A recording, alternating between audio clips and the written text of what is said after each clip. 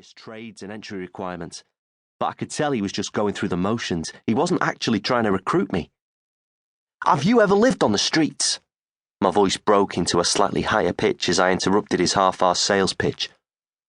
"Son, I fought in the Falklands War. Living on the streets is a piece of cake to people like us." Shifting in my seat, I felt myself grow a few inches taller. "War with all your soldier friends to help you, all your food in your backpacks. I know I'm young and you don't want me, but I've raised myself up till now. I'll be good. I just need a chance." He looked across the office to his colleague, dumbfounded that a kid like me had managed to speak up for himself. You could read the thought process on his face. Passing me a leaflet for the Royal Engineers, he went on to explain what I had to do next. "You need 4 GCSEs to be a mechanic. The Army's short of grease monkeys who can fix the TCBs at the moment. You will travel the world, son, and listen to me here." He leaned forward just enough so that I could smell the stale smell of cigarettes and coffee on his breath. "If you don't get these exams, I'm not taking you. So if you aren't clever enough, cheat." As I walked the 5 miles back home, I held on to that leaflet so tightly it was hardly readable that night in bed. So I did exactly that. I cheated in my exams and made it into the British Army's apprenticeship scheme at 16 years old. I wasn't old enough to vote, drink, or see an adult movie. After completing my trade training as a plant operator mechanic, I was posted to Germany. At the time, mine was the biggest regiment in the British Army, with 1,500 troops in one camp. It became quickly apparent that I wasn't a good mechanic.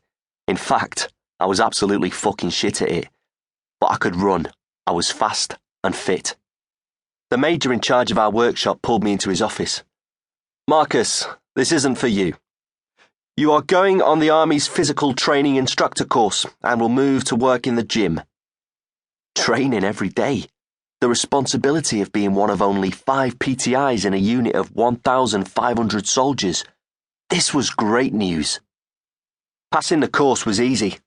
You put 100% effort in at all times, you learn what is being taught, and before you know it, you're wearing the coveted Cross Swords PTI badge and are training troops. Twice a year we had a basic fitness assessment, which consisted of press-ups and sit-ups within a 2-minute period and a 1.5-mile run. Our commanding officer, who was new to the unit having returned from a tour with Special Operations, was cheating on his sit-ups by bucking his hips up to help him sit up rather than using his core strength. Walking up and down the mats, I was looking for cheating like this and reminded him that his repetitions didn't count. As the test came to an end, I read out a list of names who'd failed and would be required to attend remedial training, starting on the parade square at 0530 hours every morning in the run-up to Christmas before being retested. The commanding officer, a colonel, was on that list. The next 2 weeks prior to Christmas leave were interesting. The regimental sergeant major, who was in charge of discipline in the camp, wanted my head on a stick. He threatened me with jail on a daily basis for embarrassing the CO, and the officer in charge of the gym often had to protect me from it. A former SAS officer himself, he listened to my reasoning. I wasn't trying to make a name for myself. This was basic soldiering. If he's going to ask his soldiers to do something, he must be able to do it himself. He has to lead by example. Every morning I would face the stare of the colonel as I thrashed everyone to get them fit enough to pass the retest, until finally it was time for our Christmas leave parade briefing. Every year we had a briefing on the parade square by the CO and RSM prior to going home. It was always the same format: what to expect next year, the achievements of this year, and don't get arrested. This year's briefing was slightly different though, due to the attacks on the World Trade Center on September 11th only a few months before.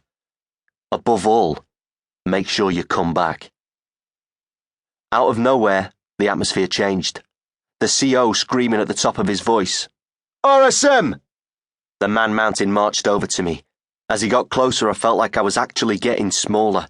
Slamming to attention, the RSM's chest was touching my nose. Instantly, I thought I was going to jail. I was going to be fast-marched off to the guardhouse and that would be my Christmas. Would I even get Christmas dinner? Man, this was shit. The commanding officer then went on to explain how a little Hitler had decided he would make a mockery of the rank structure in this camp, how I showed no respect for senior officers, and how that had to stop.